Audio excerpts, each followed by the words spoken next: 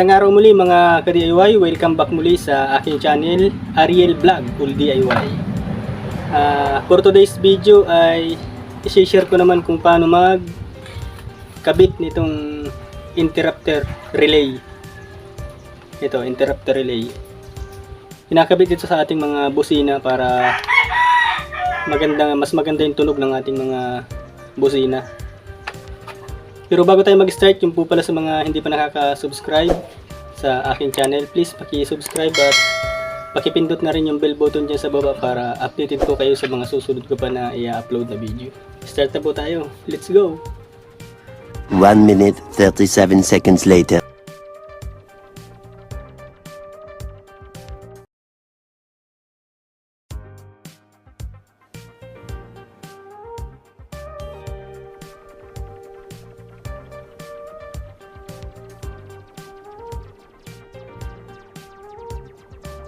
Ganito mga ka-DIY yung tunog ng busina na walang interrupter relay.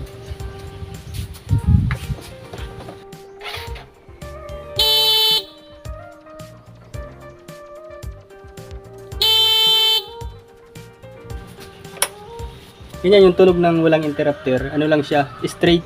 Pag pinindot mo siya, straight lang yung tunog. Wala siyang mamaya ipapakita ko kung anong tunog ng may interrupter relay. Ito mga ka-DIY, itong nakakabit dito sa ating busina. Yan, yung dalawang plug na yan, tatanggalin natin yan.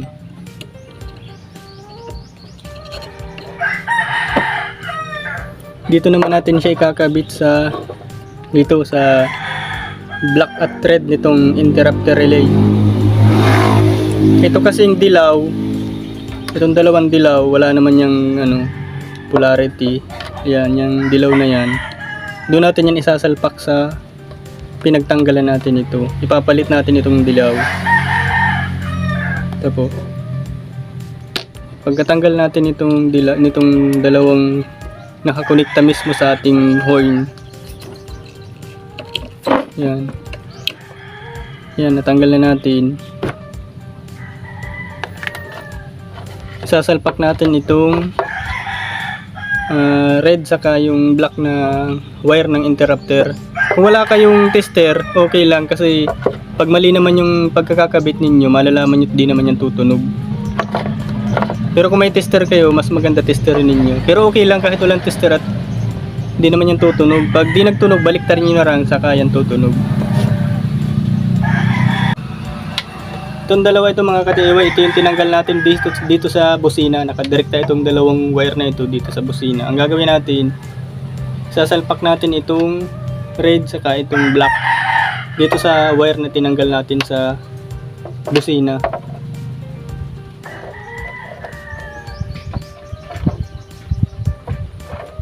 Yan, nakasalpak na siya. Tapos itong dalawang dilaw, kahit magkabaliktaran yan dito sa pinagtanggalan natin dito sa mismong salpakan ng busina. Itong dalawang dilaw na ito, sasalpak ninyo dito.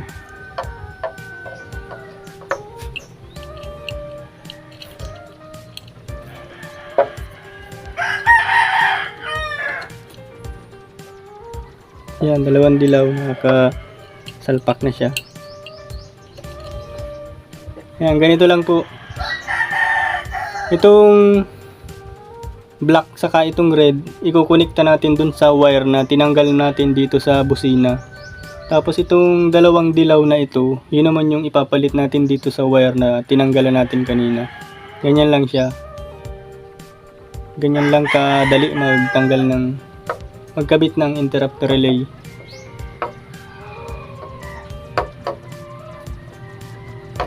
Testing na natin mga ka-DIY kung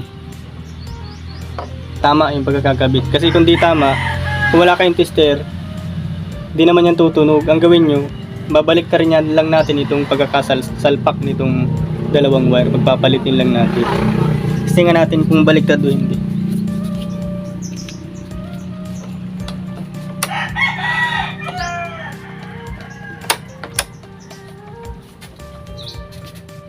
Yan mga ka-DIY, hindi siya tumunog. Ibig sabihin, baliktad yung pagkakasalpak ko nitong dalawang wire.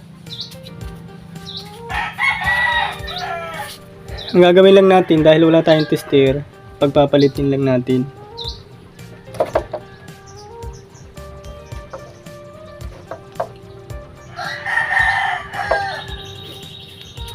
Try natin ulit.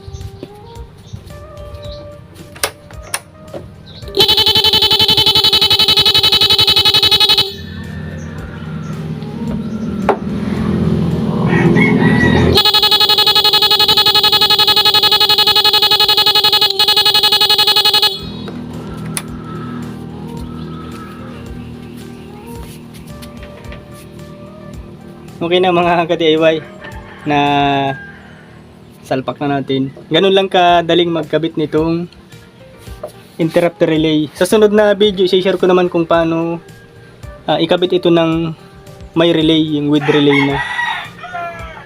Ito kasing busina natin, wala siyang relay kaya kinabitan ko siya ng walang relay. Sa sunod na video ko po, i-share ko naman kung paano magkabit ng interrupter relay na ginamitan natin ng yung 5-pin relay.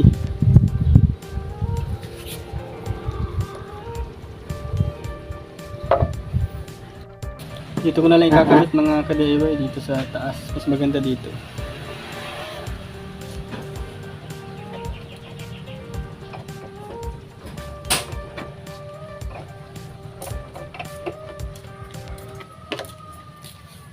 Safe siya dyan.